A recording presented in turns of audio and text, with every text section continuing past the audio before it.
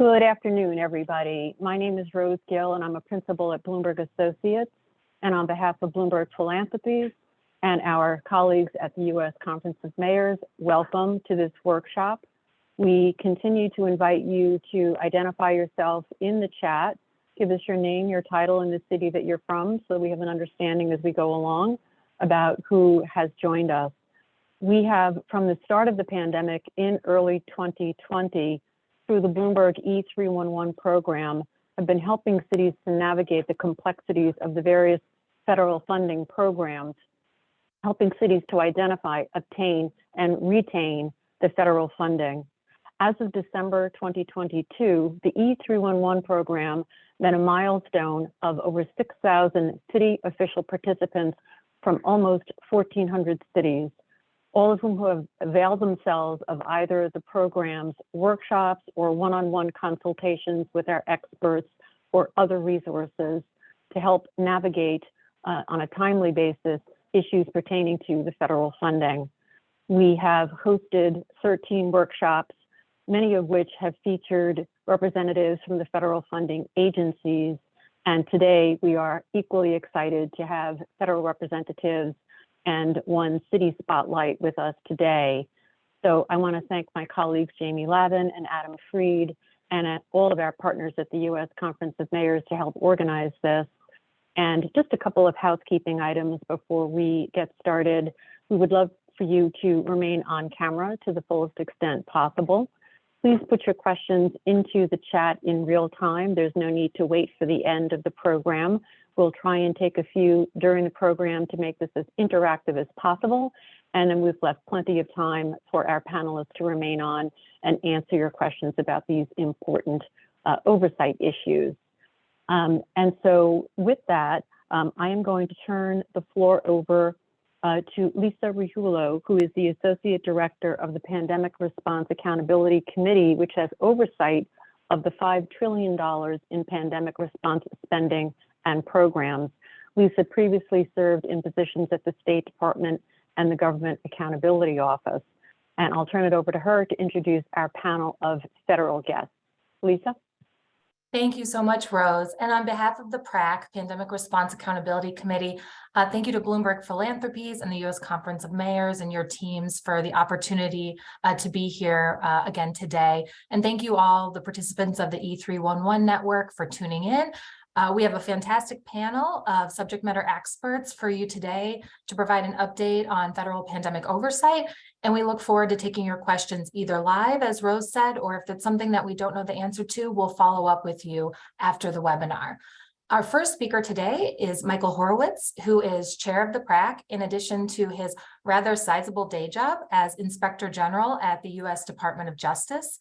Michael has served as chair of the PRAC since 2020, when it was founded after the CARES Act, and previously was chair of the Council of Inspectors General on Integrity and Efficiency. And he's going to start with an overview of our efforts to oversee the more than $5 trillion in pandemic relief to date. Following Michael, you will hear from Ty Gillens, who is a senior official with the PRAC, coordinating investigative activity. Ty has been with the PRAC since spring of 2021, and he brings expertise from over 26 years in federal law enforcement. Ty will provide insight, into the types of pandemic fraud that we are investigating, how data is informing our investigations, as well as share some case studies. Our next speaker will be Pamela Van Dort, who is Senior Advisor to the Assistant Inspector General for Investigation at the Office of Inspector General, U.S. Department of Housing and Urban Development. In this role, she is involved in Office of Investigation Strategy, policy development, training, and a wide variety of special projects. She is a grant oversight expert, and she regularly presents, as she does today, on best practices, red flags, and proactive investigations. Thank you, Pam, for joining us. And following Pam, on the next slide, you'll see Elaine Howell. Elaine served as California State Auditor for 21 years, retiring at the end of 2021. Under her leadership, the California State Auditor's Office served a vital role in the state's system of checks and balances by examining the fiscal health and performance of state and local entities to ensure that government both provides the essential services to the public in the most effective and efficient manner. We are lucky at the PRAC to have had her join us this past fall as Special Advisor for State, Local, Tribal, and Territorial Oversight. Our final presentation will be by Rich Delmar and Deborah Harker of the Office of Inspector General at the Department of the Treasury. If you attended the previous oversight webinar around this same week last year, you may remember Rich and Debbie. They provided an update that time of their oversight of state and local pandemic funds. Rich is the Deputy Inspector General and has served as Acting Inspector General and Counsel. Debbie is the Assistant Inspector General for Audit, where she has served in the Office of Inspector General at Treasury in various roles since 2009. They will cover their oversight of both the CRF and SLFRF programs, which we know is of great interest to this audience. So without further ado, thank you again for having us. Thank you to the presenters for sharing their expertise, and I'll turn it back over to you, Rose. Lisa, thank you so much. What a fantastic panel this is going to be. Bloomberg always also features a city speaker on our workshop to provide the city lens and experience. And today, our city spotlight will be featured by Jerry DeLoach, who is the City of Atlanta's Chief Risk Officer in the Office of Enterprise Risk Management. Jerry has spearheaded the City of Atlanta's proactive compliance related to the federal funds received by his city in response to the pandemic. He has been with the City of Atlanta since 2000, where he has also served previously as Deputy City Attorney and Director of Risk Management. And so we're delighted to have Jerry DeLoach with us, and he will follow up the federal panelists this afternoon. And so just turning to the agenda, you can see the roadmap here of where we're going to be going in terms of discussing the oversight that these officials have been undertaking, some of the audits and investigations and cases and red flags that they have seen.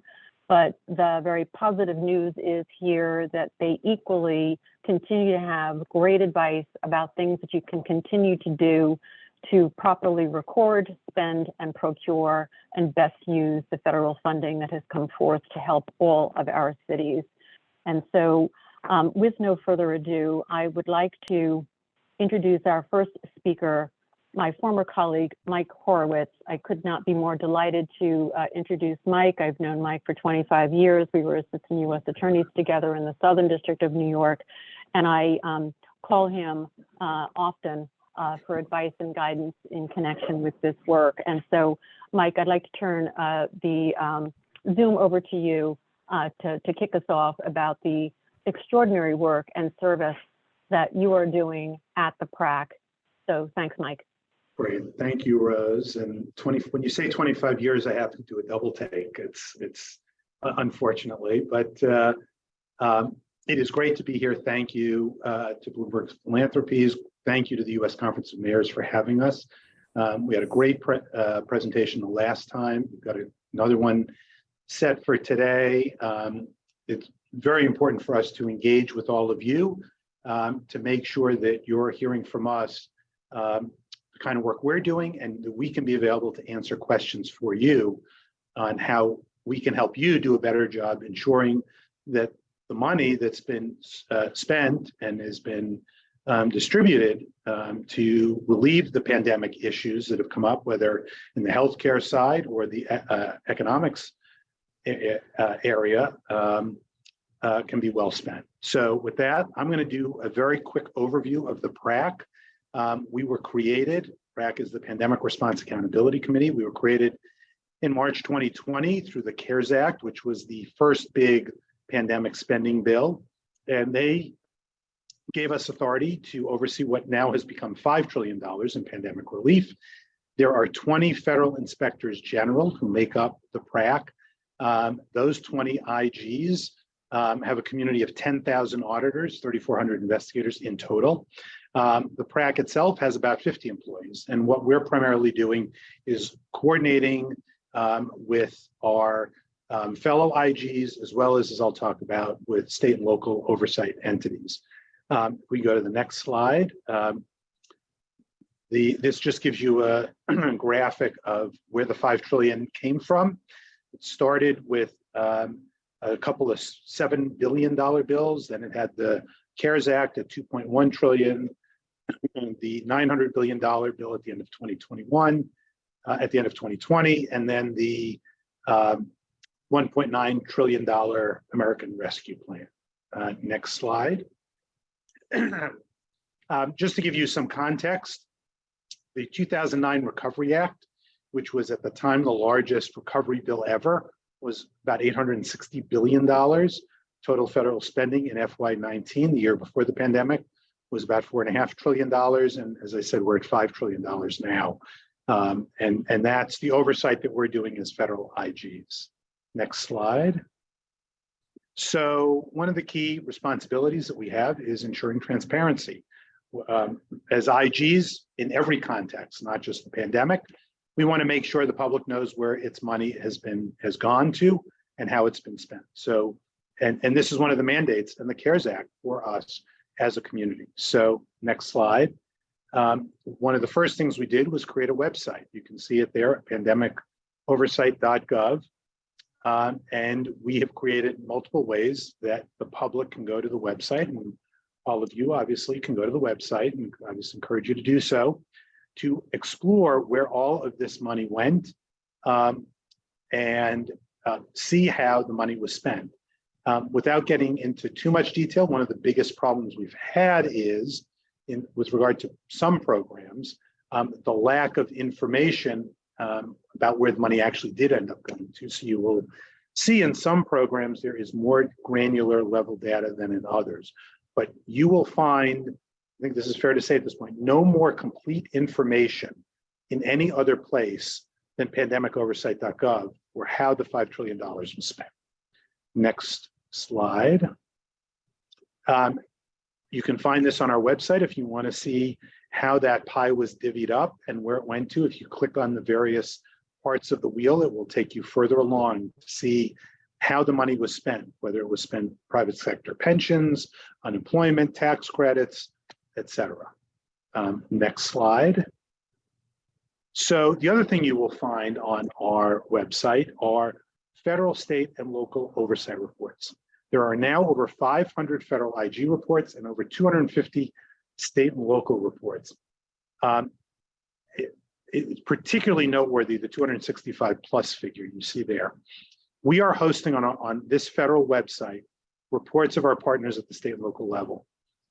We want this to be a website where people can go to that they can see how this money was spent and to give them some assurance that there's oversight over what is happening with the money.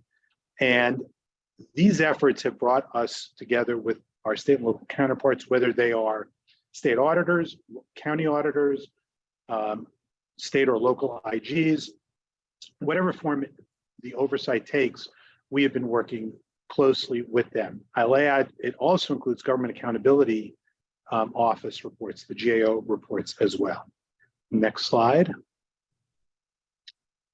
You can also find, by looking at the website and searching through various tabs that we have there, how we are tracking fraud and what some of the bigger fraud cases are and what we have issued as IGs in terms of reports about fraud-related matters. And one thing I'm going to pause for a minute as we talk fraud. There's fraud cases we're doing, but we're also looking at improper payments. Some improper payments are obviously fraud, but not all improper payments are fraud.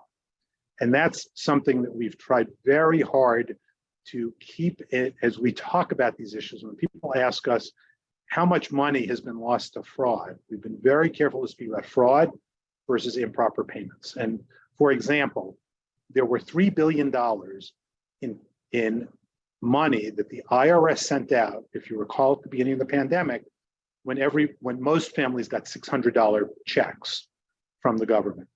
Well, it turns out about $3 billion was sent by the IRS to deceased individuals. Those would be improper payments. They're obviously, they are not fraud cases. So next slide. So what's our coordination been with our oversight partners and the executive branch leadership in the federal government? Next slide, give you just some highlights there. This has been one of the most significant parts, I think, of what has occurred to date in terms of relationship building and effective and close working relationships being created. We have connected with our state and local counterparts. We've created regular listening posts meeting monthly so that we can share with them what we're hearing at the federal level, and they can share with us what they're hearing at the state and local level. We are very closely coordinated. As you can see, the participants include not only state auditors and local auditors, but the NAS, ACT, the GAO, federal OIG staffs, AICPA, OMB, and auditors for various tribes from that country.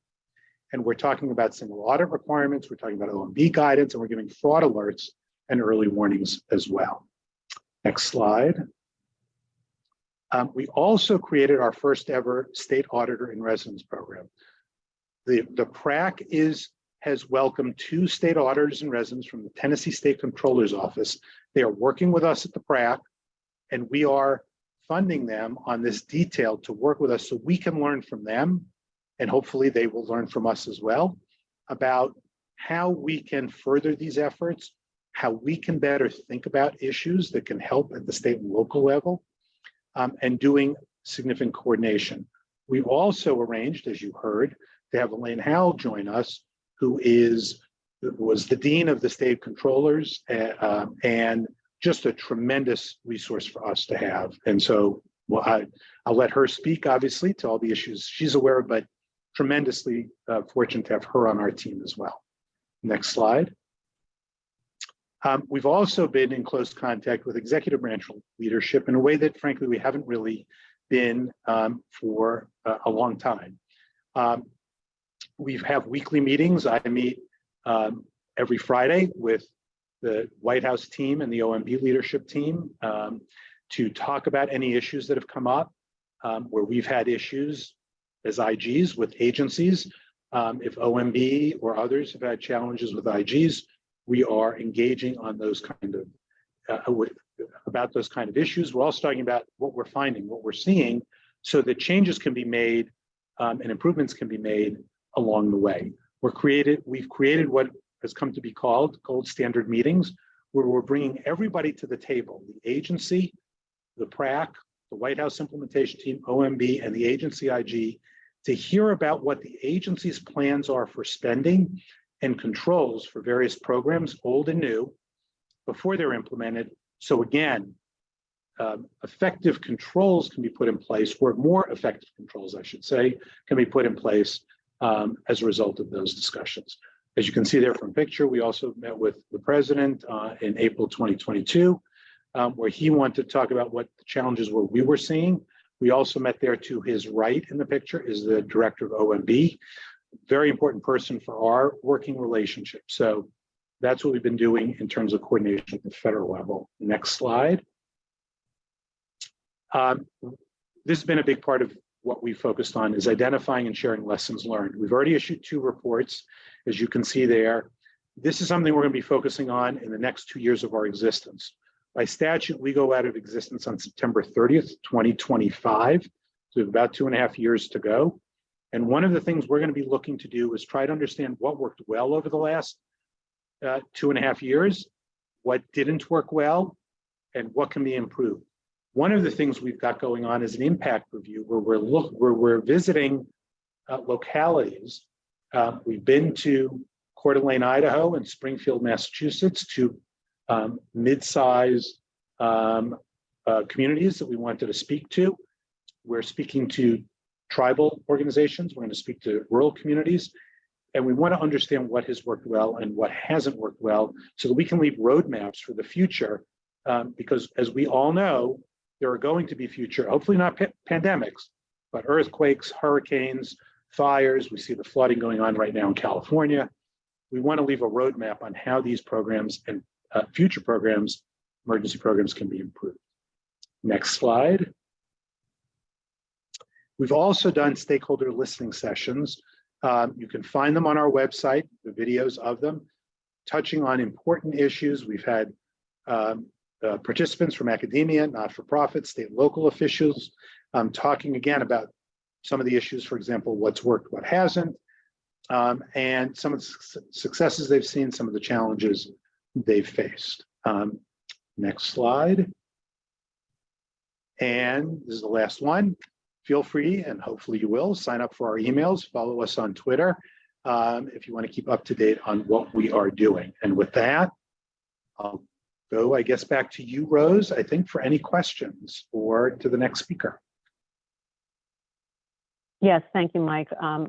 I just have a quick question for you, which has to do with the listening sessions. Does the website indicate how perhaps some of the guests on this workshop could participate in future listening sessions with you? Is there an opportunity for our city folks to sign up for those sorts of sessions, which strike me as very valuable?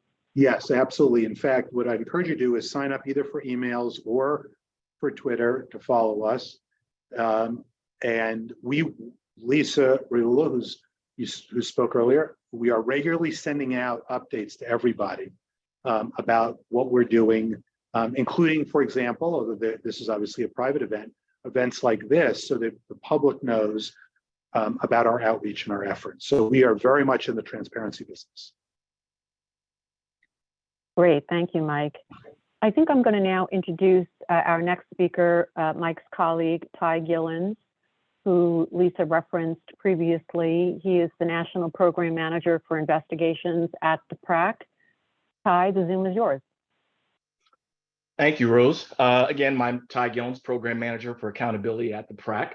And I appreciate the opportunity to be here today along with my colleagues. A little bit about me: before I joined the PRAC, I was a federal agent and manager with the U.S. Postal Inspection Service, the law enforcement arm of the Postal Service, and also finished my career as an agent and manager with the United States Department of Homeland Security. Today, I'm following the chair of the PRAC, Mr. Horowitz, to provide you some visibility on the PRAC's investigative efforts with regard to pandemic fraud.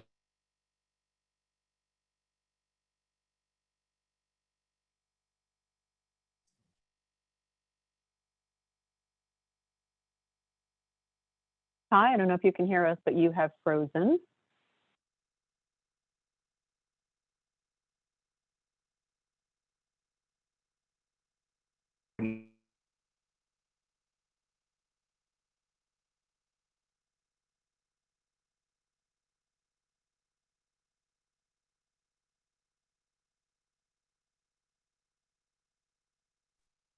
Do you have me back, Jamie? Got you back. Okay, I'm not sure what happened, but let's keep the ball rolling. Sorry about that, Rose. Why don't we go ahead to my second slide. And IG Horowitz discussed a little bit about our coordination efforts, and I wanted to further unpack real quickly why the PRAC coordinates with our state and local partners investigatively.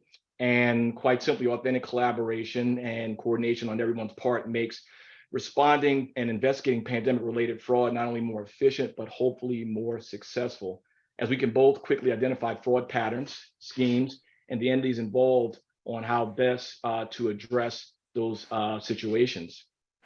Now, we've conducted coordination efforts, as Michael said, with our state and local oversight offices, and created a mechanism to obtain pandemic-related hotlines and investigative leads from our state and local stakeholders. Pandemic-related hotlines, can yield a lot of good investigative information. Now, that information that the state and local entities are providing often are outside their purview and applicable to maybe federal pandemic response program aspects. So additionally, the PRAC has initiated, outside of those aspects, quarterly outreach briefings to share investigative best practices or fraud indicators identified by our federal investigators that would benefit our state and local investigators, with the goal of just not looking at fraud schemes in real time, but what may be coming on the horizon. Now, we keep using that term coordination, and the PRAC continually seeks ways to coordinate and work with our OIG member and our state and local partners to identify emerging risks created by the pandemic. For instance, on September 1st of 2022, the PRAC entered into a MOU with the Massachusetts Office of Inspector General to assist them with investigative support using some of the various data sources that are used by the PRAC in our investigations. Both agencies share an interest in pandemic relief investigations, and we entered that agreement to fully promote interagency collaboration. Next slide. Okay, at the PRAC, we collaborate and coordinate with our law enforcement partners to support a whole government response for pandemic fraud. And we're finding ways to share that information and share what we're learning to ensure that the theft of taxpayer dollars on this scale never happens again. Now, with this particular slide, I highlighted the percentage of cases by program.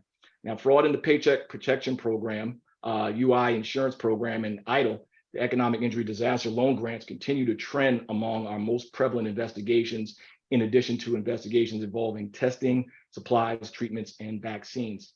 Now, multiple federal law enforcement agencies are working together to combat fraud, identity theft, and false and misleading.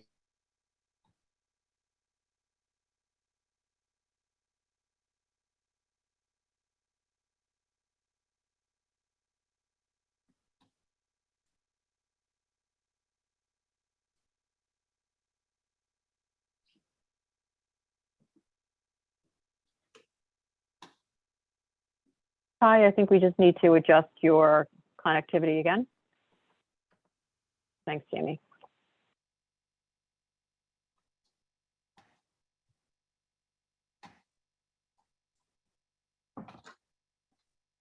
Go and continue. I apologize, folks. I'm not sure why I'm having an unstable internet connection right now, but we're going to press forward, and I have my Wi-Fi running simultaneously. So again, as I was mentioning, we highlighted some of the investigative data of what is the more prevalent cases by program that we're investigating. Of September of 2022, DOJ has reported criminal charges against more than 1,500 defendants with alleged losses exceeding 1.1 billion and the seizure of over 1.2 billion in federal relief funds, civil investigations with 1,800 individuals and entities alleged for misconduct in connection with pandemic relief loans. And all of that totaled about 6 billion. So the PRAC, is staying busy with our law enforcement partners, and the PRAC OIG partners are very, very involved in many of these cases. Next slide. Okay, I want to touch upon some success examples at the PRAC, particularly with our PACE and our fraud task force. Now, with the PACE to support its mission and that of the Office of Inspector General members, the PRAC established the Pandemics Analytics Center of Excellence, the PACE, and the PACE delivers analytic and audit and investigative support to the oversight community as they root out fraud, waste, and abuse in pandemic relief programs to ensure funds are used for their intended purposes. Next slide. With $5 million in funding to oversee widespread fraud reported across multiple programs, the PACE was primarily built to help agencies find the highest risk areas to investigate. Now, we combine oversight data in one place with a suite of enhanced analytical tools so it can be shared and used to find fraud.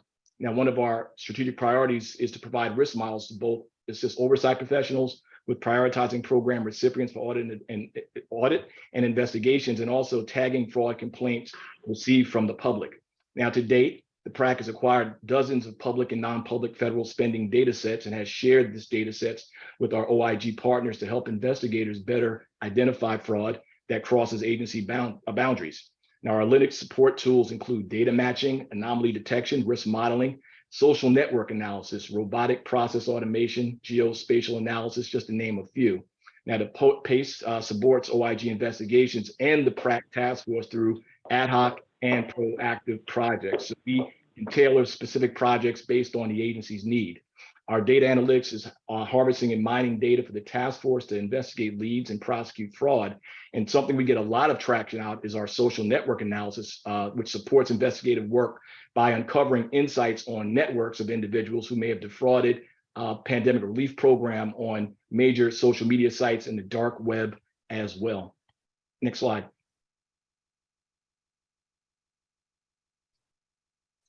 Okay.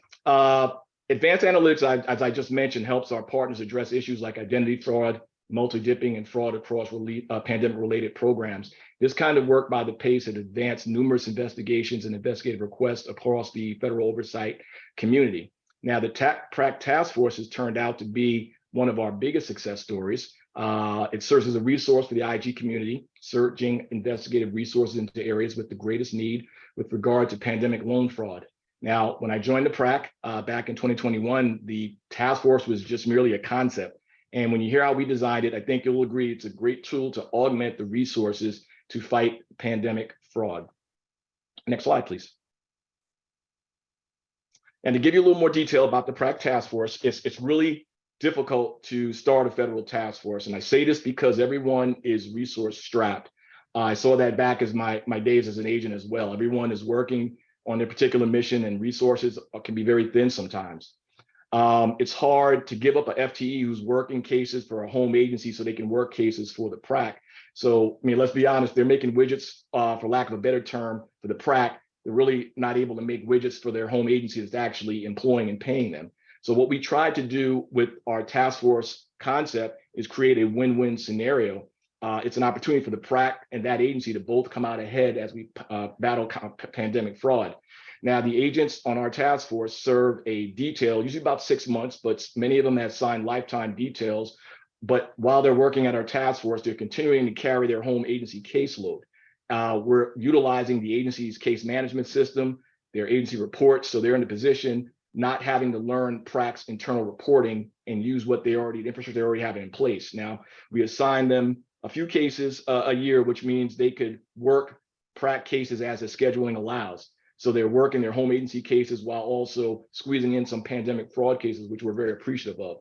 If they have an enforcement action of their home agency, like an arrest, a search warrant, they're able to still mind their house and do what they have to do, and also still give us some visibility on some of the PRAC cases as well. And what we do at the PRAC through our data analytics and our what we have available, we help them identify cases to assist them with, and we also provide the investigative support. And as we mentioned, we have access to many databases that can be very useful.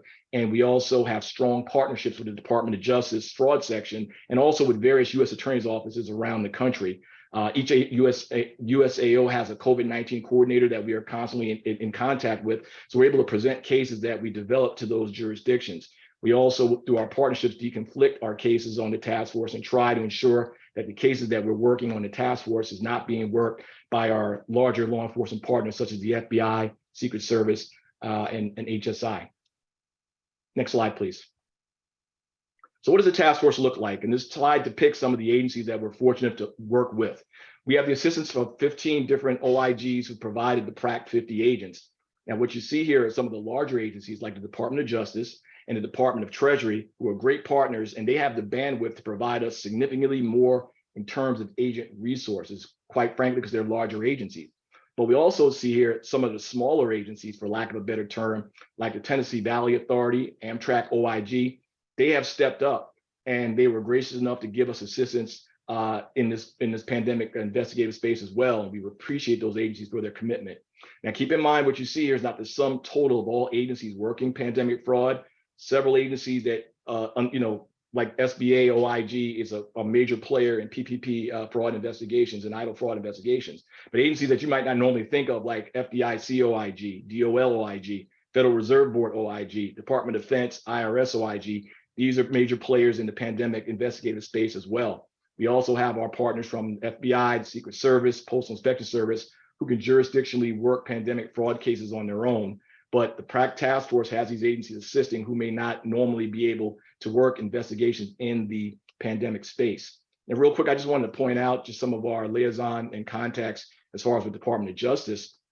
Back in 2021, the AG established the COVID-19 Fraud Enforcement Task Force, which the PRAC is a part of that task force, and we utilize the resources of DOJ in partnership with agencies across the government to enhance efforts to combat and prevent pandemic fraud.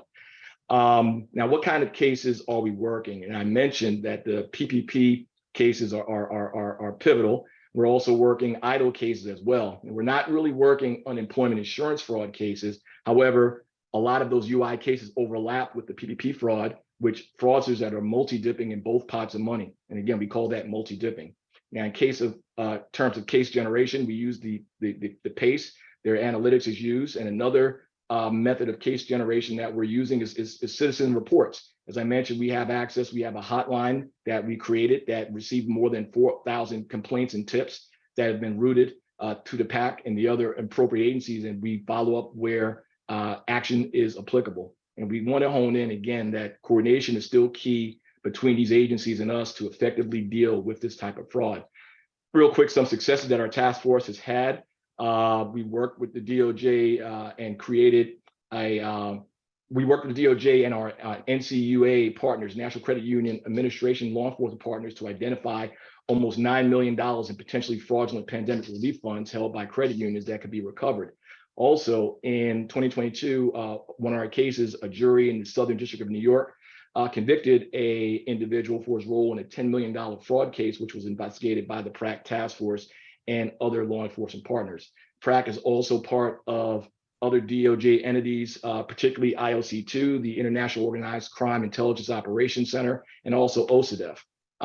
It helps the PRAC engage in case deconfliction and share investigative resources and intelligence by liaisoning with those agencies.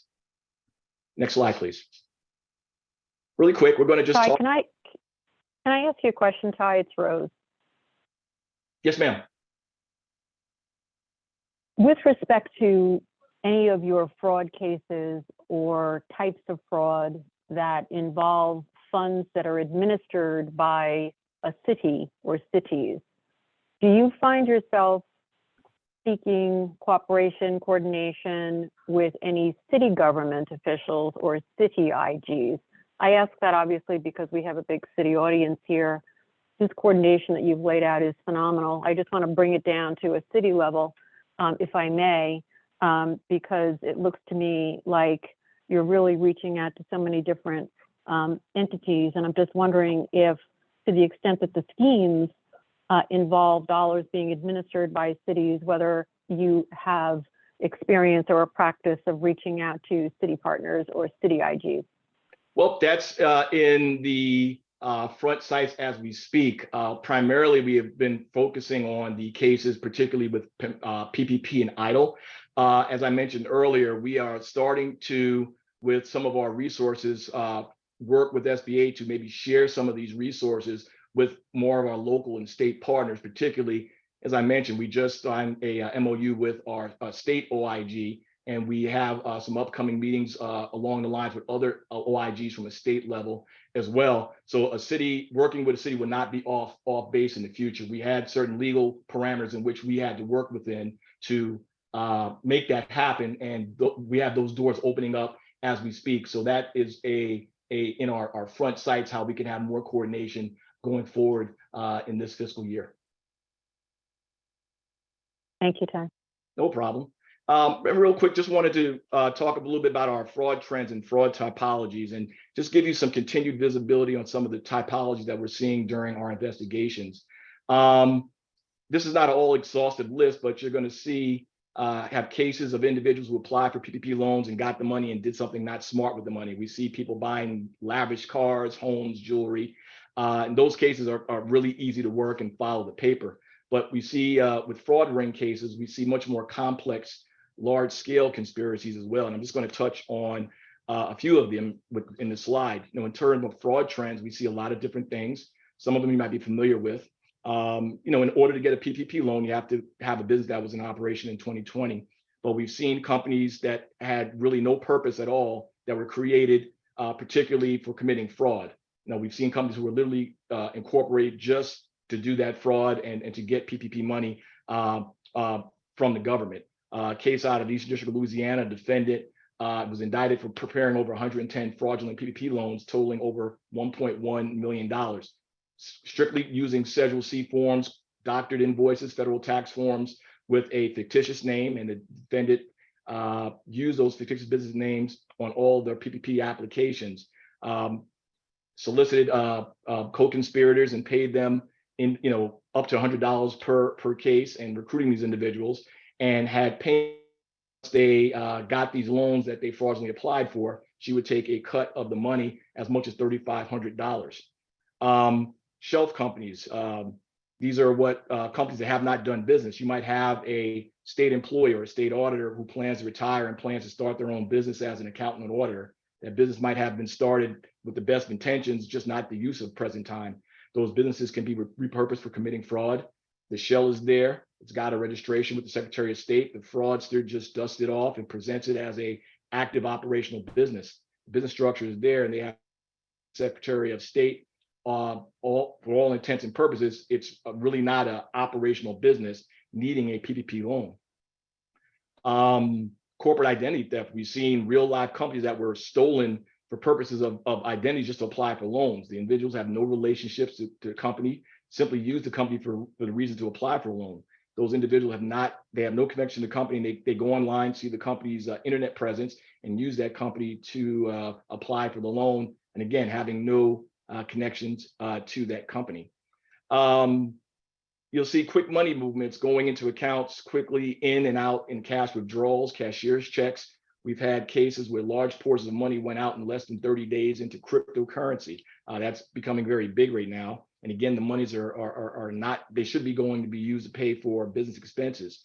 Recent case out of Central District of California, father and son was just sentenced to 41 months and 20 months respectively for scheming to defraud a COVID relief program. They claim to own numerous fake businesses purporting to be based in California. The companies were fake, did not exist prior to COVID-19, the pandemic, and did not have any operations or employees. So the two submitted, I think, about 20 applications for PPP and EIDL loans that contain false and fraudulent information, including the purported existence of payroll expenses, phony tax forms, operational status of the business. Now, the intended loss for these cases were about $7 million. The actual loss was estimated about close to $3 million. These loan amounts were wired to bank accounts controlled by those individuals, and that money quickly left the bank accounts and went to crypto. So again, real quick, these are just some of the fraud typologies that we're seeing pretty consistently throughout this pandemic investigative phase. Really quick, also, we have a lot of investigations that are involving fintechs.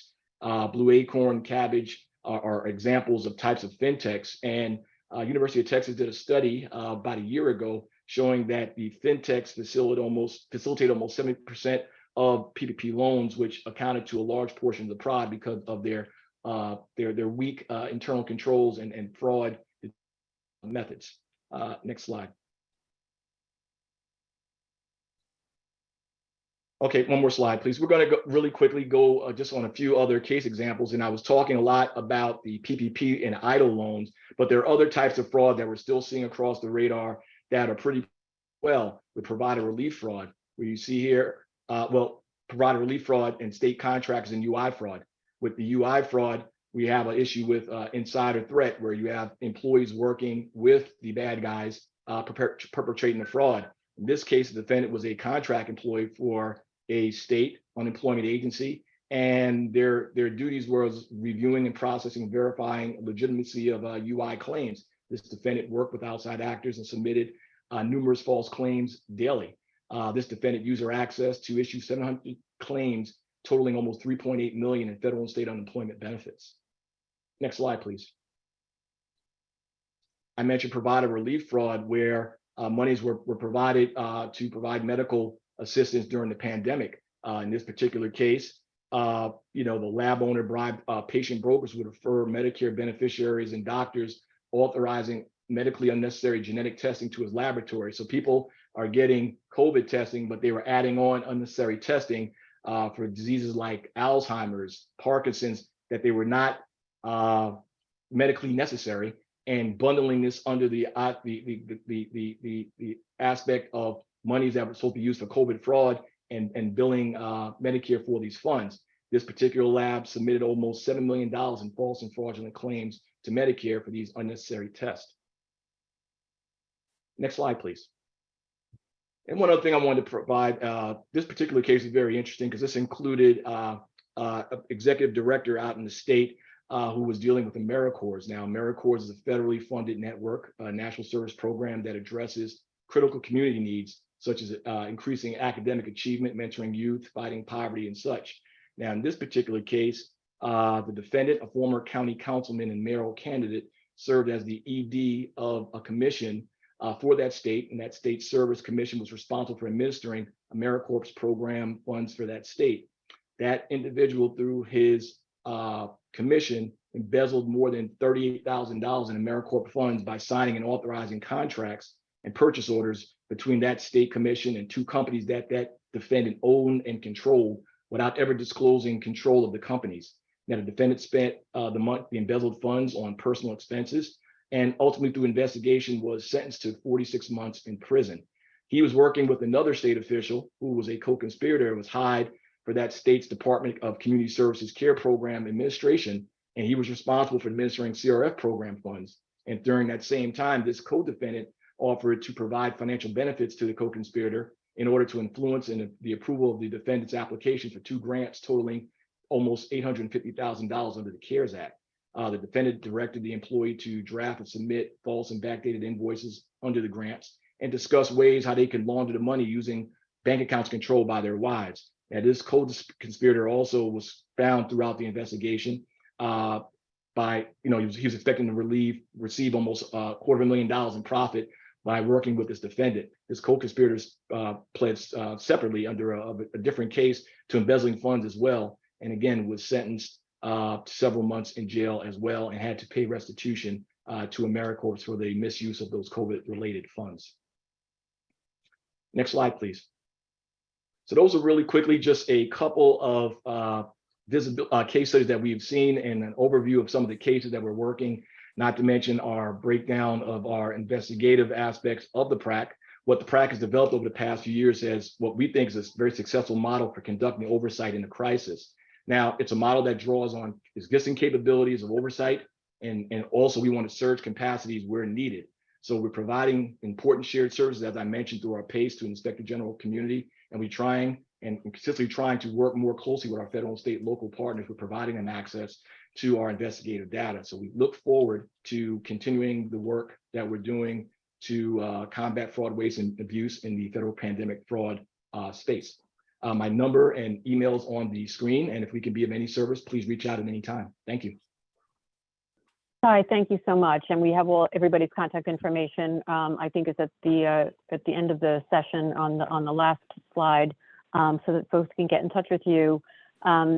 When you talk about some of the recoveries, the collective amount of recoveries that you've had from the result of all this work that you're doing with all the OIGs around the country, obviously a multi-billion-dollar price tag in terms of the recoveries that you mentioned, certainly pays for the effort here and then some. So congratulations to you and all of your colleagues on that.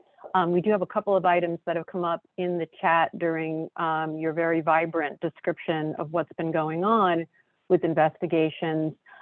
First, I'll just mention that Julius Rothstein, who I believe is with the Postal IG's office, has shared that they have developed a tool for other OIGs and agencies to see if you all are working on common targets. So thank you so much, Julius, for sharing that information with us. We have a question that I think can be fielded by Utai or Mike Horowitz from Philippa Hawker. Does the PRAC have criteria for investigating fraud complaints and cases, especially with partner agencies? She'd like to know how the PRAC determines if the case will be impactful enough to be investigated. For instance, is there a dollar threshold that kicks in, or any other criteria that would make it a case that you would open? I think that's a great question. I was the OIG in New York City for 12 years, and people always wanted to know, with the volume of complaints and cases coming in, how do you prioritize what you do and what would be impactful? So how is the PRAC doing that? And I put that with Utai or Mr. Horowitz. Well, as I mentioned, we have our law enforcement partners and as well as the PRAC task force working in this space. Now, with the PRAC task force, we're co-located in different offices across the country. So we're working in partnership with some of these larger agencies on some of the cases that may not usually get to. Again, some of the agencies are working very large scale, large dollar, large criminal cases. We try to augment working some of these cases through our partnerships and connections with the Department of Justice as well, to kind of target and work these cases that, we have the evidence, we are able to delve them out and get somebody on it pretty quickly. So, I mean, as far as thresholds, I mean, each jurisdiction is different. You have to judge it based on that U.S. Attorney's Office at the time. Our goal is to try to have solid cases that, that are prosecutable, that we could, hand out to our task force. They can get to work, kind of package it up and identify these offenders and present them to the AUSAs in their particular areas. So, we're getting this information from our hotline complaints through data analytics as well. But again, it's based on the jurisdiction that you're working on, particularly which of these cases are accepted. And if I can just jump in on that, Rose, for folks on the call, keep in mind, as IGs, we not only have criminal oversight authority, and that's what Ty's been referring to, but we also have civil, the ability to pursue civil cases as well as suspension and debarment. And what we've made clear is we're going to use every one of our tools to get back every penny we can get for the taxpayers. Now, obviously, with the volume of fraud we're dealing with, and the volume of misconduct we're dealing with, as you know, Rose, from your past career, we're prioritizing the cases we go look at now, as are our law enforcement partners at DHS, at Homeland Security, at the Secret Service, at the FBI, local police, local DAs, federal prosecutors. Everybody's triaging right now. But the one thing we do undertake as IGs, unlike, say, the police or the FBI, is we have the ability to go after civil recoveries. And so we're going to use all those tools. The statute of limitations was extended earlier this year in a bill passed by Congress, signed by the president, from 5 years to 10 years for certain frauds. So we're in this for the long haul. Okay, that's good to know, Mike. And I would guess that cities might be thinking, is our matter that we're concerned about or that we have a red flag on, is it too small? Do we count? And I guess the answer that I'm hearing is that they should call you, yes, and report it, and you'll go from there. Right. One more question before we go ahead, Mike. No, I was just going to say nothing is too small. Perfect. And another question from Paula McCabe, which is a very interesting question for you, Mike and Ty. When the fraud occurs, what liability exists for the agency distributing the funds? It's a great question. Yeah. Mm-hmm. One of the flaws we have identified right at the outset of the funding mechanisms, particularly we're talking now about PPP and Paycheck Protection Program and the EIDL Economic Injury Disaster Loan Program, was the lack of accountability that was required from the outset. In other words, loans were given out based on self-certifications. I'm who I am, I should get the money. And there was no liability associated with it or requirement for the lender to do any more due diligence than that. The agency didn't require it, the law didn't require it. And so that is one of the challenges we're dealing with. On the unemployment insurance side, the biggest challenge we're dealing with there is the fact that there are what's called 54 state programs are not closely coordinated. So for example, we've identified one Social Security number, this is just an example, it was used in 29 different states because they're not comparing the data. So in some instances, there's limited liability for the agency because of the way the systems were set up. In others, it's because of a lack of information to show that the agencies actually were in a position to identify and detect the fraud. But this is a big question for us as we go forward and are thinking about what should the responsibilities have been for the fintechs, they're referred to, the finance entities that made these loans, because we are looking now at patterns to see if maybe some of those entities that were involved in authorizing multiple fraudulent loans, if we're seeing common patterns there, maybe they were more knowing than we or others may have appreciated. So we are looking at that carefully. Good to know that. Thank you so much. Let's jump to Pamela Van Dort from the HUD OIG's office. With the next slide, Pamela is going to cover grant fraud and what cities should be looking out for in terms of grants oversight. So Pamela, turning the Zoom over to you. Thank you so much. All right, great. Thank you. Next slide, please. So today we're just gonna very briefly start out with a grants primer. Hopefully it'll be a review for most of you, but those who haven't delved into this arena in great detail, we'll make sure we have common terminology to go forth. We'll also cover a case study, review some red flags for how to look out for grant fraud, and talk about what you can do to prevent and detect grant fraud. Next slide, please. So first, why should you care about grants? Right? How much pandemic money has gone out as grants? And the answer is more than $604 billion. Now, we hear a lot in the news about PPP and EIDL and other programs, but I want to make sure to emphasize that grants also make up a big picture of the pandemic relief puzzle. Also, grants are important because there's a lot of money coming your way potentially from the Infrastructure Act and the Inflation Reduction Act as well. Collectively, there's more than $1.3 trillion just from 4 pieces of legislation, the CARES Act, ARP, the Infrastructure Bill, and Inflation Reduction Act. So that is a lot of money to be caring about. And that is just from those 4 bills. That doesn't actually take into account the regularly scheduled programs, if you will, that existed before the last few years. And just to give you a scope of that, just looking at one HUD program, the Community Development Block Grant Program alone has over $3 billion a year that's appropriated through that program. So the bottom line, again, this is a lot of money. Next slide, please. So how does that money flow out into the community? So first it starts with the federal agency and then goes to a prime grantee. And it's very common, particularly in relation to block or mandatory grants, that the grantee isn't necessarily the one providing the ultimate services and beneficiaries to the public who these programs are designed to benefit. Quite often, there's one or more sub-grantees that the grantee takes on and pays to carry out the programs.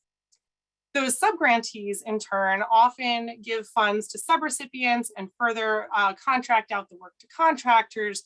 And there could be any number of levels of subrecipients and contractors here, more even than just as reflected in the chart on your screen, that ultimately then provide the services and benefits to the ultimate beneficiaries, the ultimate Americans that Congress passed these programs to help. Now, when funds are siphoned off due to fraud at any level on this grant, or on this flow chart here, it leaves less funds to flow down through to the beneficiaries, and they are losing out. Next slide, please. Now, there are a lot of dollar signs on this page, and I just talked about the huge amount of money that's out there with grants. But I also want to take an extra moment to emphasize what's circled in red on this slide. Another important reason that you should care about the grants is because there are people at the end of every grant program, the intended beneficiaries. As I mentioned, the government uses grants to further its public policy purposes, in other words, to help everyday Americans. So every grant dollar that's diverted to fraud is a dollar that does not go to help these beneficiaries, who often, for some of these programs, may be vulnerable populations in urgent need of assistance, which is particularly true in relation to pandemic needs that quite often are very urgent. So it's important to remember early on in our discussion of working to prevent and detect fraud in grants is that this is meaningful work with a real impact on real people. Next slide. So hopefully you all know this already, but grants are not free money. There are rules that apply to these funds and grantees have to follow them, which makes sense because these are ultimately taxpayer funds and there has to be some level of accountability. Now, generally speaking, there are 3 sources for rules that are applicable to grants. First, there's the authorizing legislation. Without an act of Congress, agencies can't spend money. So underlying each grant program is a statute that authorizes the agency to fund that program. It quite often defines the purpose, prescribes certain eligibility criteria, and may establish matching requirements. The next layer of rules is the Uniform Grant Guidance that's found at 2 CFR 200. Now, historically, there were different rules that applied to grants from different agencies, and there will be some nuances between agencies. But since December of 2014, the Uniform Guidance has generally applied to grants across. I think I'm gonna jump out this other meeting. I was in there. Everybody could just mute And their maybe they'll microphones see. if they're not speaking. Thank you. So the Uniform Grant Guidance, you can think of as kind of the floor requirements. It includes cost principles, procurement rules, and documentation requirements that, generally speaking, apply across the board to government grants. Then on top of the Uniform Guidance, agencies can apply program-specific rules and requirements. This typically includes more details of what is required for this particular program. So these will vary by agency and potentially by program within each agency. These are often specified in notices of funding opportunity, notices of funding announcement, solicitation, or the grant program terms and conditions. That might be specified in the award letter as well. Next slide. So what does pandemic fraud look like? Grant fraud at its essence, whether it's in pandemic or non-pandemic funds, can all boil down to lying, cheating, and stealing. And as already was discussed in relation to the Q&A, there can be criminal consequences, that is jail time and restitution, civil consequences, that is potentially paying up to 3 times the amount of damages and per claim penalties, or administrative remedies. And Michael mentioned government-wide suspension and debarment, but there are also other award of remedies available to the grantee agency, including applying special terms and conditions, requiring repayment of funds, or implementing other corrective action plans. Next slide, please. So next, just to give you a flavor for what this can look like, we're going to review one quick case study here that involves multiple schemes, including conspiracy, theft, and false invoices. So a city received more than $1 million between July 2020 and September 2021 from the Coronavirus Relief Fund from the U.S. Treasury, as well as the Community Development Block Grant CARES Act program from HUD. These funds were for the purpose of helping local governments pay costs incurred in responding to the COVID-19 pandemic. Now, this case involved a conspiracy between 2 city employees, one that was employed by the city council and one that was employed by the city's community development arm, as well as the wife of one of those employees. And I'll go through each of the 3 schemes that was involved. Next slide, please. In the first scheme, the 2 city employees formed a limited liability company that billed the city for consulting services that were never performed. The city paid more than $600,000 to this LLC, and the city employees made large cash withdrawals from that entity's bank account before and after one of them was recorded as having made large cash buys in terms of gaming chips at a local casino. Next slide. In the second scheme involved in this case, the city council employee and his wife conspired to submit fraudulent invoices to the city for services regarding youth violence prevention programs and youth violence COVID-associated expenses. Now, the invoices charged for, among other things, in-home counseling, cleaning supplies, special needs hourly services, Wi-Fi assistance for low to moderate income families, licensing fees, youth clinics, meals, and other items. And the city paid nearly $150,000 to the wife, who never provided any of these services to the community. And as I mentioned, right, these are services that the community needed that were not received because of this fraud scheme. Next slide, please. The third and final scheme that we're going to talk about from this case, one of the employees from the city and a 4th co-conspirator submitted fraudulent invoices from 2 of the co-conspirators' companies to the city for personal protective equipment, HVAC maintenance at multiple municipal locations, COVID supplies for the Board of Education, and cleaning services for a variety of municipal and school buildings, including one school building that had been vacant and abandoned for several years. And the city paid $430,000 to the co-conspirators' companies for services that were never performed and supplies that were never provided. Next slide, please. So what happened here? So the city council employee pled guilty to 3 counts of wire fraud and admitted that he defrauded the city out of more than $1.2 million. That employee's wife pled guilty to 1 count of conspiracy to commit wire fraud, as did the community development employee. And their co-conspirator was convicted after trial of 1 count of conspiracy to commit wire fraud and 1 count of wire fraud. And their sentences are currently pending, but the maximum range for the offenses is potentially 20 to 30 years in jail. Next slide. So how can we stop that from happening? How can we catch these fraudsters? Next, we're going to review some red flags, which watching out for these and asking additional questions when you see them will help you identify and detect grant fraud. Now, before we proceed, I want to clarify what I mean by red flag. It's important to note that a red flag does not equal fraud, but a red flag is an indicator that you should pause and ask more questions and get more information. Generally, the more red flags there are, the more likely it is that fraud might occur. So if you're not seeing just one or two, but you're seeing 5 or 6 red flags, you really want to take a closer look at that situation. First, looking at undisclosed or looking at pre-award potential red flags, the first I'd like to talk about is undisclosed conflicts of interest. Grant recipients should avoid or scrutinize transactions with organizations that exhibit signs of possible conflicts of interest, and should also avoid the appearance of conflicts of interest. Now, according to some sources, a conflict of interest occurs when a person in a position of authority over an organization, such as a director, officer, or manager, may benefit personally from a decision he or she could make. So this could include organizations engaging in transactions that are less than arm's length, or organizations that have several employees or board members who are related to each other, or organizations that are controlled by the same party, and that is not disclosed. Another red flag to look out for is sole source or no bid contracts. Now, this is an example that doesn't mean just because it's sole source, it is automatically fraud. But if you have this and many of these other red flags present, you may want to look a little further. Additionally, excessive or illogical use of consultants, particularly consultants that don't have measurable outcomes or no defined scope of work, might potentially be a fraudulent instance of the way of getting money to other people and or funneling kickbacks to themselves. Additionally, duplicate funding, which you can look out for similar sounding titles and abstracts. The government's not in the business of funding the same thing twice, or some people, double billing, work, proposing work that's already been completed would fall under that category. Sham websites, emails, or the lack of a website.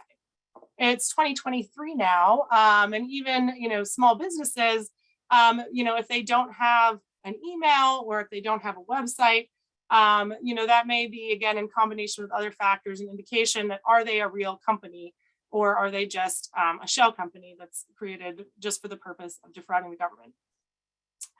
Additionally, if you see identical values or a sequence of values in bids, quotes, proposals, or invoices submitted with proposals, that can be an indication of potential fraud.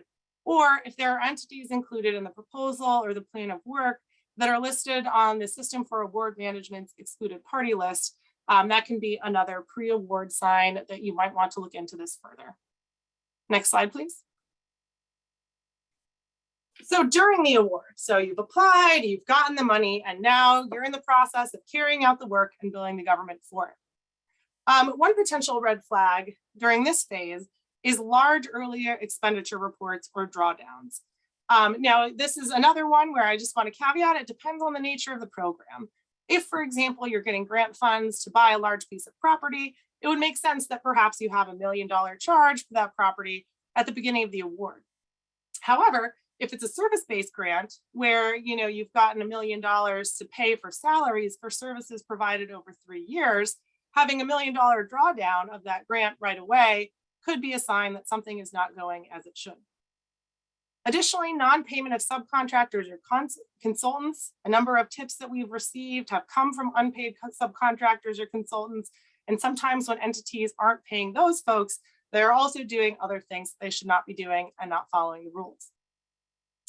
Additionally, just like early large expenditures can be an indication of trouble, drawing down all or most of the funds in the last few months of the award could also be an indication of problems. In the similar instance, if they're supposed to be doing the work all along and then they realize, oops, the grant's expiring. Again, there are rules that apply to these awards that you can only spend it on projects and activities related to the grant. You can't just draw down the funds because it's about to expire. Additionally, on a similar theme, cost transfers to spend down expiring awards can also be an issue or a sign of potential fraud. If an entity has multiple grants, either from the same agency or from different agencies, and they realize they had a lot of money left towards the end, they might transfer expenses from other projects that are unrelated onto that expiring award, which can be a sign of problem because, again, you're only supposed to charge expenses to the project that they're related to. Additionally, if invoices or inventories and the financial records don't actually reconcile, there should only be one report of what the truth is, right? And in terms of the invoices and the inventories and the financial records, they should match. So if they do not, that's a sign of potential trouble. Additionally, duplicative or inflated charges can be a potential sign of problem. inadequate, missing, or altered records. Keep an eye out for 3s that have been changed into 8s or other indications that things might have been altered or whited out. Additionally, unauthorized, unsupported, or non-reconcilable drawdowns, just like inventories and invoices should match financial records. When you're drawing down funds, you should be able to say what consisted of that drawdown. For most grants, which are paid out on a reimbursement basis, you should be able to say which expenses totaled up to that amount that equaled your drawdown. And if your subcontractor, for instance, or subrecipient can't do that, that could be a problem. And then also, if you see even dollar values, identical values, or repeating in a sequence of expenses or invoices, that can be another sign that it is not in fact true, but in manufactured invoices. Next slide, please. And then once the award is concluded, some additional red flags to look out in that phase when you're closing out the award and providing final reports is if there are requests for payment made after the award period ends. Generally speaking, all the funds must be spent during the period of performance for the award. So that's an indication that they may not know what's going on or may otherwise be trying to get around the rules. If they provide no final reports or their final reports are late, that can be another potential indicator, or grants with unliquidated funds at the end of the award. And again, that doesn't necessarily mean there is a problem, but if that is true, excuse me, along with all the other factors we just talked about, or a few of them, that might be something that warrants a further look. Next slide, please. So what are some potential organizational red flags? If an organization has high turnover or an extremely complex structure, that might be indications that there might be some fraud risk present.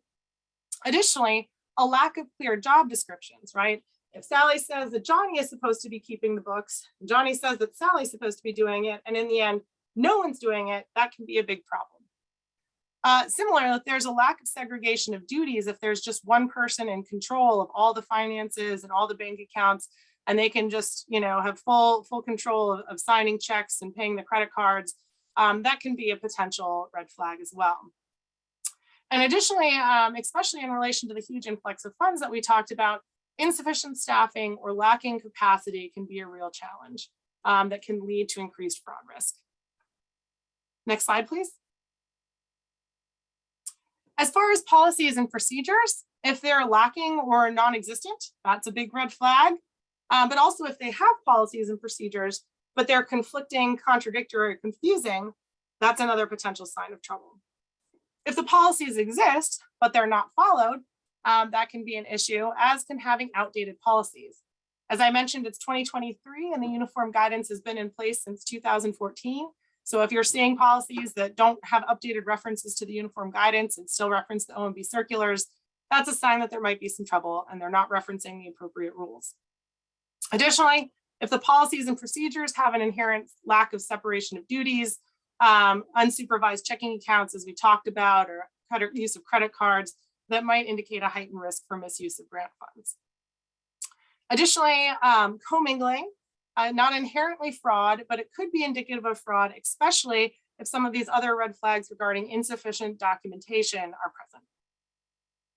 Next slide. So in relation to monitoring, I'm talking about agencies monitoring grantees and also grantees monitoring subrecipients. If there's lacking or inconsistent monitoring, that might create a more fraud risk heavy environment. If there's an unclear process for monitoring or a failure to complete monitoring, that can also contribute to fraud risks. And also if there's a lack of follow-up on ensuring corrective actions are taken if monitoring does occur, that could be signs of a potential problem. Similarly, regarding audits, if there's no prior audits, particularly if they've received over the threshold of $750,000 of federal assistance in a given year, where there should be a single audit present, that can be a sign of issues. Additionally, if management has not addressed previous audit findings or concludes the findings don't need to be corrected, that can be another red flag. And if management agrees to correct the findings but fails to actually follow through or take corrective action, that can be a problem. So next slide, please. You're here because you want to know what can you do to prevent and detect fraud. So we're going to go through a few things now. First, read the rules. Read your grant agreement, sub-grant agreement, or contract, and the rules and requirements referenced within it. This seems very basic and obvious, perhaps, but you would be surprised how many people haven't actually done that once we start talking to them in our cases. Second, make sure you understand the rules. Reading them is not enough. Knowing the rules of the program and understanding them is critically important. Third, follow the rules. Do what the rules say to do and don't do what the rules say not to do. Again, this sounds obvious, but we've seen people get in trouble here, so it's worth emphasizing again. And fourth, document that you're following the rules and do so with good contemporaneous records. That is, records created at the time the decision was made, when the expenses were charged and when the actions were taken. And don't just create those documents, but make sure to maintain and retain those documents as well. By accepting the grant funds, you've agreed to abide by the grant rules, which include the requirement to maintain supporting documentation. Next slide, please. It's important to note, if you're not sure of the rules or if the circumstances change, ask the awarding federal agency or the prime if you are a subrecipient. Get the answer in writing and then follow the agency or the prime's guidance. And ideally, do this in advance. Given the potential consequences, this isn't an instance where it's better to ask for forgiveness rather than permission. Next slide. What else can you do? You can train your staff to look out for the red flags we've just discussed and ensure that they're also trained on your policies and the relevant regulations and rules from your individual award agreements. And then again, the theme of documentation, document that they took this training. It's also important to be truthful when dealing with federal agencies, primes, or subrecipients, particularly when it comes to certifications.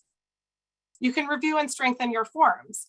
You might encounter grant funds at a number of different places in that flow chart of funds that we discussed earlier.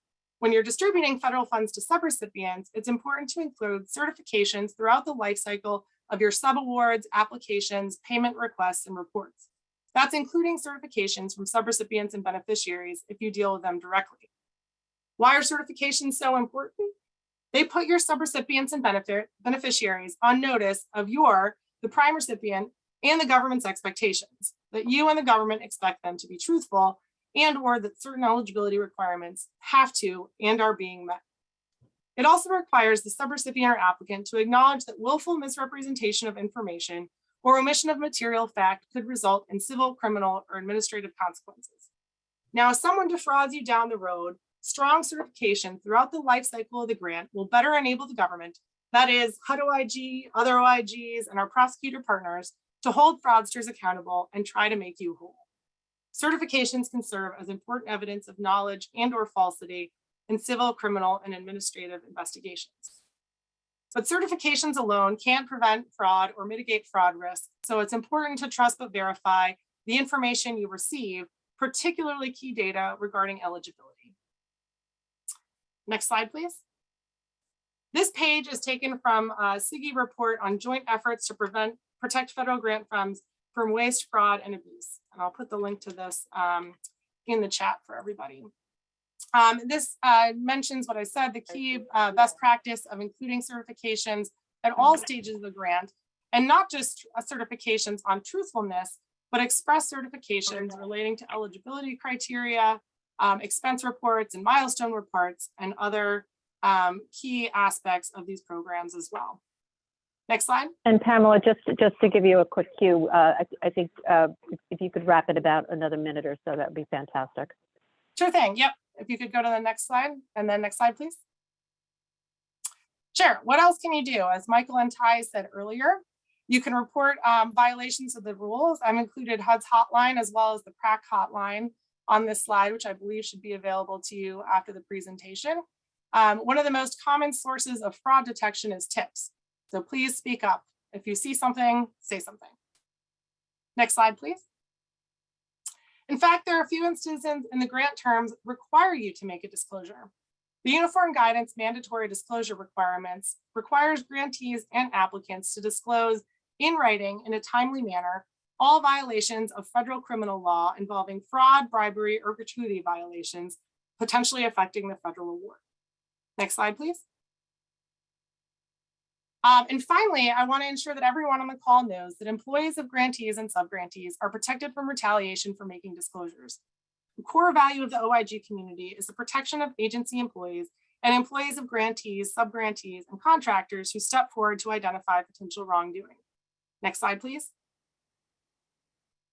Federal law prohibits retaliation against employees of grantees and subgrantees for providing information reasonably believed to evidence a violation of law, rules, or regulation, gross mismanagement, a gross waste of funds, an abuse of authority, or a substantial and specific danger to public health or safety related to a federal grant or contract.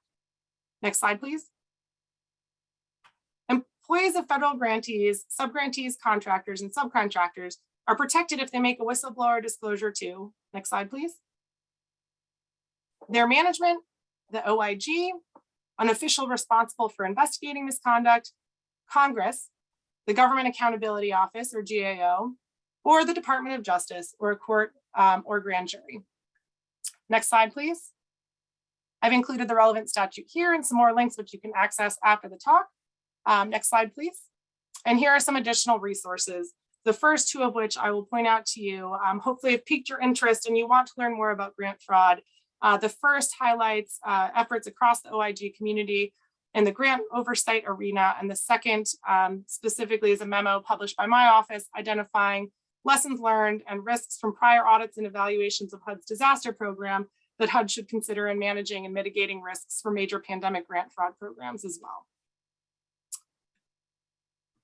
And with that, concludes my presentation. I'll put those links that were on that slide in the chat for anyone who is interested. Thank you so much. We greatly appreciate it, including perusing all those rich resources that you've discussed. And with no further ado, let's hear from Elaine Howell from the PRAC about her audit experience. Elaine?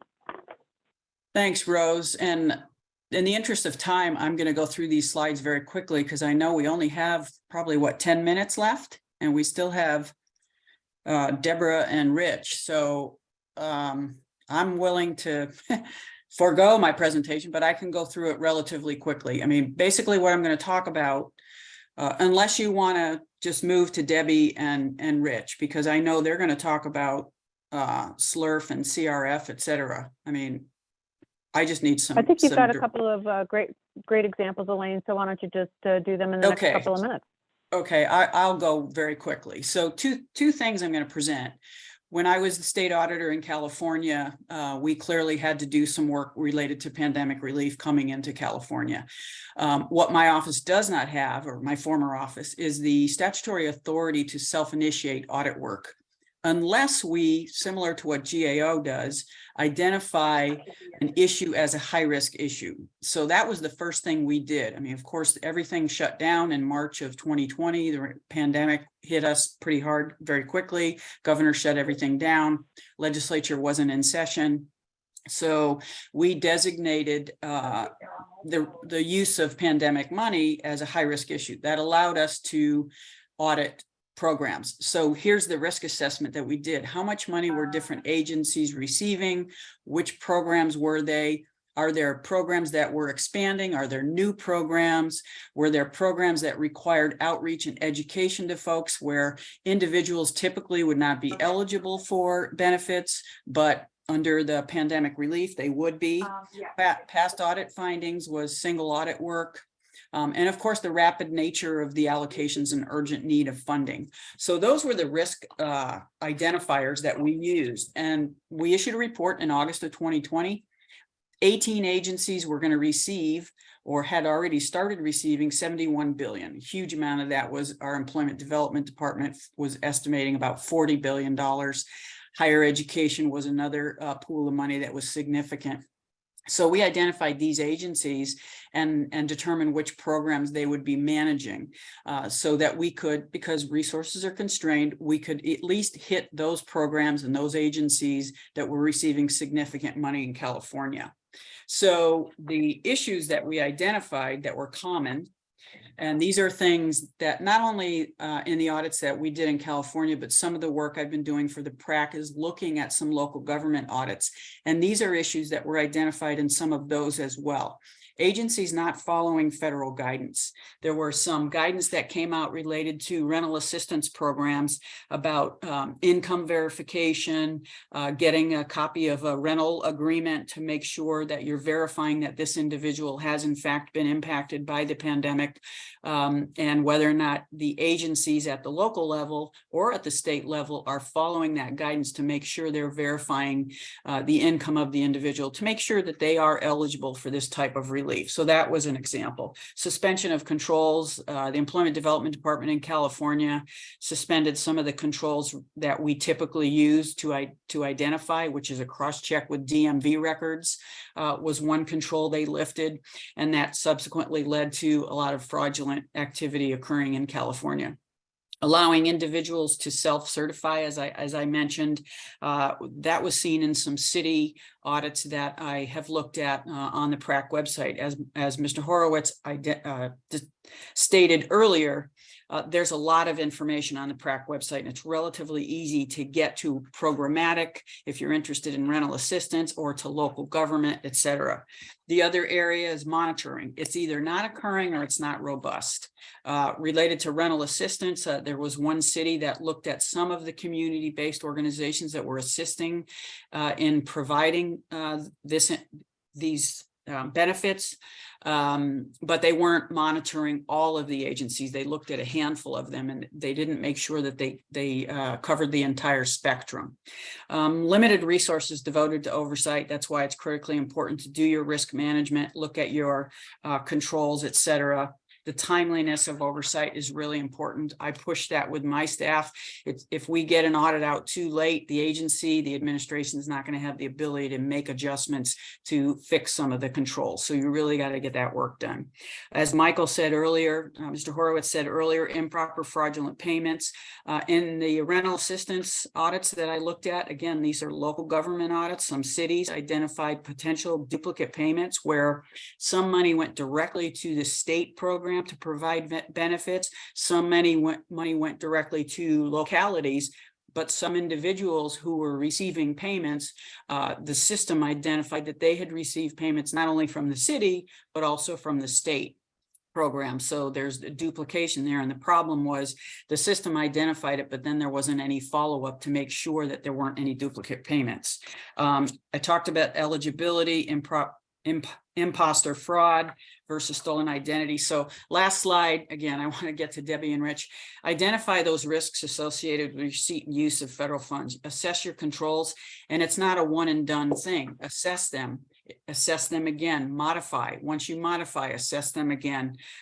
Communication and coordination, Ty talked about that. I mean, that's critically important, very beneficial to state and local entities. And again, continuously monitor and reassess performance. If you modify a control or try to strengthen a control based on audit work or based on an analysis that you've done, then go ahead and reassess whether or not that control is working. You've got to continually monitor and assess performance. So that's my slides really fast. I want to make sure Debbie and Rich have their time.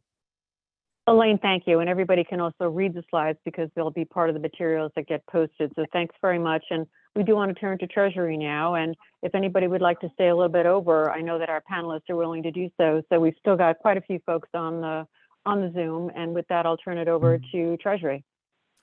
Thank you very much. Good afternoon. I'm Rich Delmar, and with me is Debbie Harker, the Assistant IG for Audit, to whom I'm going to defer because it's she and her staff who have put together the oversight work that we've done. We're going to talk about the two big programs for which we had responsibility: the CRF, which was $150 billion, and the State and Local Fiscal Recovery Fund, which was about $360 billion. CRF, which was set up by the CARES Act, so it was the first program going, we were given authorities that were kind of unusual for an IG to not just do oversight, but also monitoring and, most importantly, recoupment. The monitoring, in effect, meant that we were present at the creation and we watched as the department set up the program, and we were actually engaged in it. We were the ones who set up, contracted for, and supervised the setting up of the electronic reporting portal that all the recipients had to use. And the recoupment authority is a kind of civil remedy, addressing the question that was raised earlier, where we can determine that if recipients use the money improperly, we can actually direct that it be pulled back. We work with the Treasury's Bureau of the Fiscal Service to accomplish that. And with that, if you could go to actually the 6th slide, there we go. Debbie, I'm going to ask you to go into the nuts and bolts. Thank you. Great. Thank you, Rich. Okay, so I'm going to try to really shorten this. It's going to be a whirlwind. Okay, so CRF, the Coronavirus Relief Fund and the State and Local Fiscal Recovery Fund, as Rich mentioned, I really wanted to talk about these two. One, because it's a lot of dollars that go to, most of the audience here, the local governments, but two, because they are really different stages of their performance life cycle. CRF, the period of performance for state and local governments, has wrapped up. And state and local fiscal recovery is fully underway and still has quite a tail of period of performance through December 31st, 2024 for those obligations. So CRF, I'll skip this slide. Rich talked about, we collected the data for those quality quarterly progress reports. So we had robust data on this. Next slide. And I think what I want to get to, okay, yes, there, okay. We, sorry, the speed at which I'm trying to do this is kind of impacting things. Bottom line, in our monitoring and our review of the quarterly reports that were submitted, we did what were called desk reviews. So there's single audits, obviously, that you're familiar with, that are done by independent auditors. There's also the OIG, us, Treasury's independent OIG. We also do audits of the recipients, the local governments in this case. And we have started what we call desk reviews. And there will be more of these coming for Coronavirus Relief Fund, even though the period of performance is over. Over the next 2 years, you may receive a CRF desk review. We still have 2 years to complete our work after the period of performance. Next slide. So what will we be looking for? Some of the things that we've already identified, and also the single audits, many of them are completed. We will be working with Treasury management on the management resolution of those single audit findings, as well as starting our own and completing our own desk reviews. We will be looking for the following. First of all, the single biggest finding that we're finding consistently is lack of supporting documentation for expenditures. The last bullet on this slide talks about aggregate reporting. And really what that means is, in the quarterly reporting that your entities have done for Coronavirus Relief Fund, if a transaction's over $50,000, you have to break it out in some amount of detail. But if it's not, you just report all that information in the aggregate.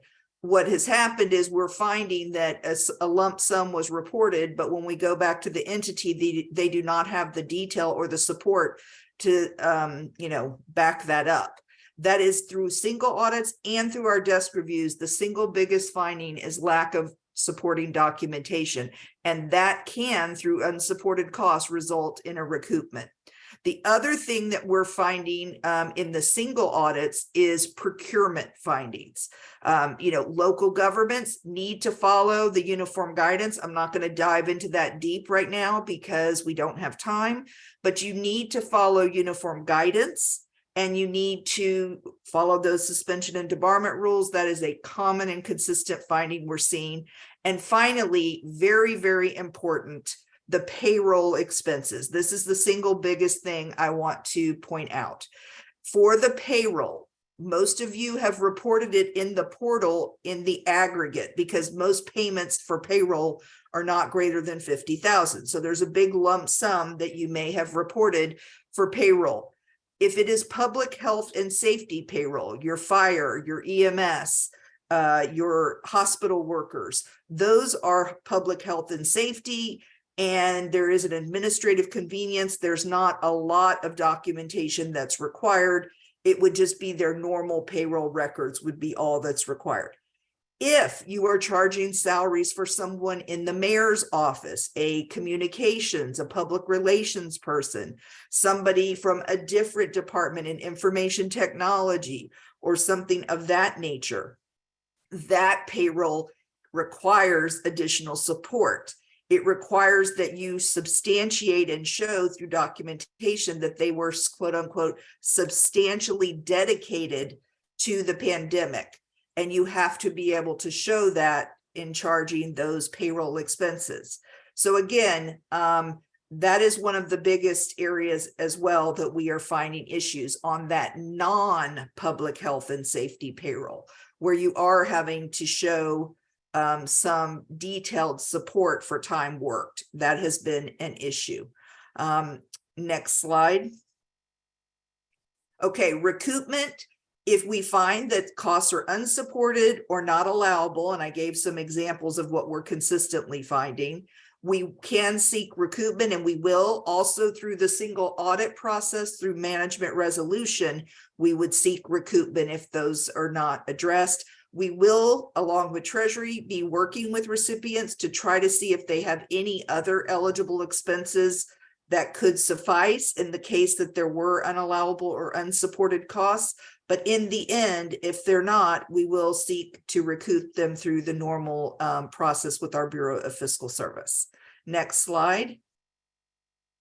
Okay, skip these guidance. These are just for your after the presentation. State and local fiscal recovery. Now, to contrast here, as I mentioned, this program is still fully underway. Unlike Coronavirus Relief Fund, that we are at the tail end and we kind of know where the risks are and what we're seeing. This one is still evolving. Next slide, and I'm going to skip ahead because basically, you guys are mostly under Section 603, metropolitan cities, non-entitlement units of local government, and then there's counties in here. Next. So this 130.2 billion that went out, here are some of the things. Again, this is evolving. Not a lot of single audits have officially come in because this is a newer program. They're starting to come in. But we are looking at where we see risks and things we will be looking at. Some of the information on these slides will show you in our desk reviews that we will also conduct on this fund. Some of the things OIG will be looking for. Calculations of lost revenue for those that didn't take the administrative convenience allowance of 10 million. If you actually had to calculate lost revenue, we have found errors in the calculation, folks using wrong dates, wrong supporting information for that calculation. I'll skip to premium pay. Premium pay can be paid, but it needs to primarily be focused on frontline workers, not workers that are teleworking. That type of thing, typically non-exempt employees. So we'll be looking at the type of premium pay. What employees are you charging there? Water and infrastructure and sewer, on those, there are just some, basic things about Davis-Bacon Act and other things that have to be followed in terms of that. We'll be looking at that. Next slide. And the biggest thing, I guess, broadband, well, it's not the biggest thing. What I was going to say is the biggest thing is documentation. And so in all of this, but as it relates to broadband, there again, we're really looking for trying to help out those rural areas, last mile networks, getting connectivity to those that don't have it. Projects they have to comply with certain speeds. So they want really high tech type projects, not lower level infrastructure, which I think makes sense nowadays. So all of that to say, there's a lot of information in here you can look at. You can send questions to me afterwards. I do want to allow our participant from the city of Atlanta to speak. I was definitely planning to go through this in a lot more detail, but unfortunately we're out of time. Next slide. Okay, obviously we will be looking at this. Please be aware of what it cannot be used for. Okay, these are things that state and local fiscal recovery cannot be used for. And that last bullet really just means things that are not basically following CDC guidance. Next. Okay, and again, more risks, wanted to again point out lack of documentation and procurement policies. Next. Guidance for after the presentation. And back to you, Rose. Sorry it was so brief. I had a 15-minute presentation, but I wanted to cut it short. So thank you.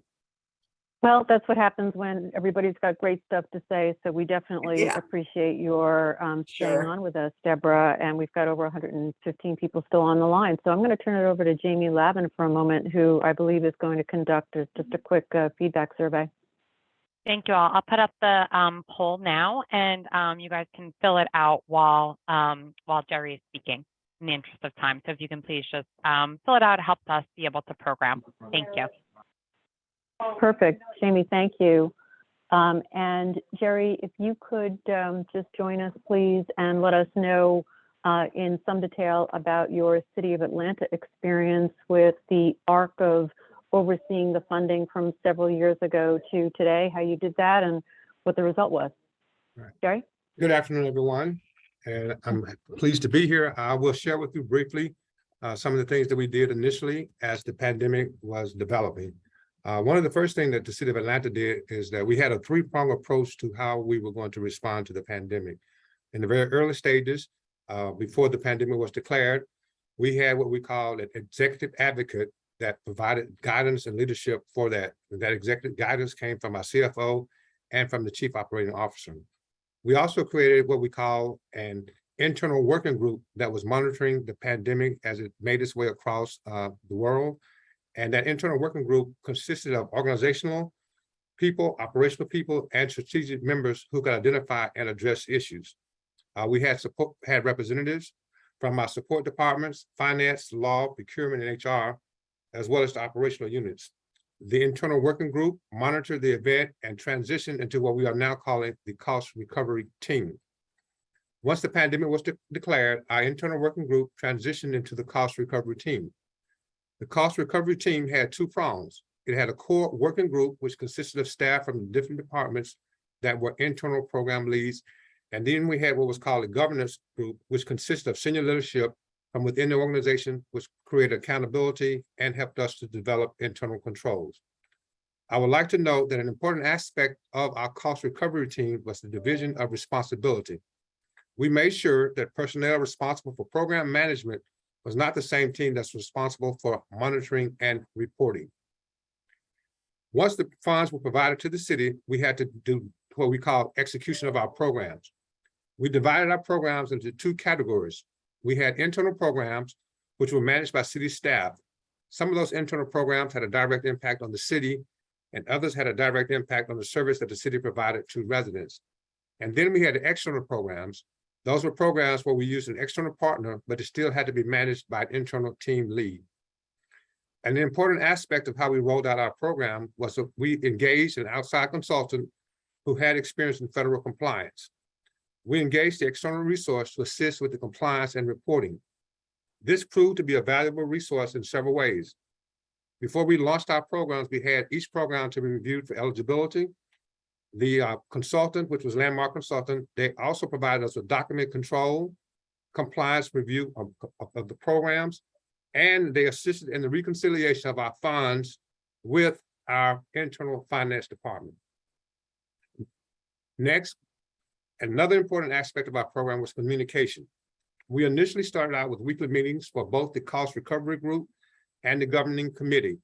We are now conducting those meetings on a bi-weekly basis. We report out monthly, on a monthly basis to the mayor and to the Atlanta City Council. We hold weekly meetings with the CFO and the deputy CFO. We continue to hold weekly meetings with Landmark, our consultant, and we have bi-weekly meetings with our grants accounting office. We also hold what we call an intake meeting with each program to make sure that they understand the rules, the parameters, and the guidelines, and what we expect in terms of execution of the program. And what this does is sets the stage for expectations for execution of the program. It was important to the City of Atlanta that we have transparency, and the regular cadence of meetings allowed us to achieve that goal. And last, what I want to talk about is some of the examples that the cost recovery team engaged in and had success with. We've been through 2 single audits thus far as a result of the COVID-19 funds. And the work with our consultant as it relates to compliance, eligibility, and spending of funds has resulted in no findings for our single audit on our federal programs related to COVID-19 that ERM manages. The other thing I want to focus on is the dashboard and document management. That has allowed us to respond quickly to inquiries regarding spending and to readily report to whether it be city or to the funding agency. And also, the dashboard allows us to reconcile spending with the grants accounting team. And it also provides insight on spending patterns to determine if reallocation is needed. The internal control measures provide transparency to the city, the governing body, and the funding agency. What we have learned during this process is that collaboration across departments and disciplines was important for the city. And our core team from DOP, law, and finance have allowed us to rely upon the strengths and weaknesses of each other. Thank you. Jerry, thank you so much. And all of the resources that have been discussed throughout the program are here, will be posted along with the video on our website. My colleague, Jamie Lavin, has just indicated about some upcoming program next week in connection with the local infrastructure hub that the E311 is a part of. I want to thank Kobri and Kim, the overall project manager for the E311 program, for all the work that they put into this presentation, and want to indicate, as I already did in the chat, to those who put in a couple of questions that we have not answered or were perhaps a little bit off topic from what these panelists had to offer. I've noted them, and I will get answers to those questions, and we will follow up with everybody so that you get an answer to your questions. And with that, I just want to thank the panelists for their time, both in connection with the presentation of slides and staying with us for this length of time. There was an abundance of material and a richness of information that was covered, and so I'm not surprised that we went as long as we did, but I have never had this many people stay on a Zoom for this length of time, so you did not disappoint. And to my colleague, Jamie Lavin, thank you so much for helping us to stand this workshop up. And is there anything else, Jamie, that you'd like to say as we close out? No, thank you to everyone, and Happy New Year. Thank you. Thanks.